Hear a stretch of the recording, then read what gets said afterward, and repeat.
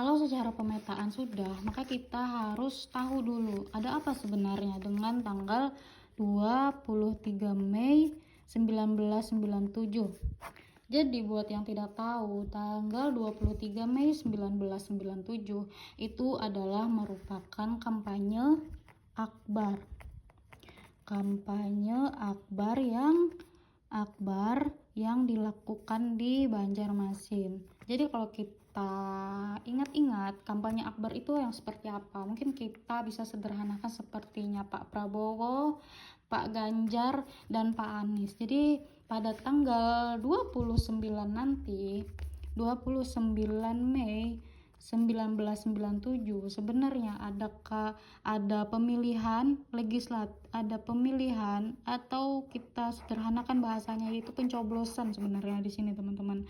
Jadi tanggal 29 Mei ini masyarakat Banjarmasin itu, Indonesia khususnya, itu akan melakukan pencoblosan di tanggal 29 Mei.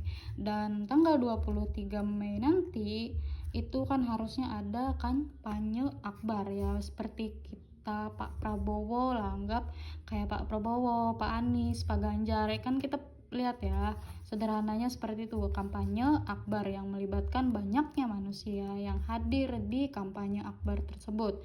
Dan pada tanggal 29 Mei nanti itu ada pemilihan umum atau kita menyebutnya pencoblosan ya. Jadi di pencoblosan ini diikuti oleh 3 partai yaitu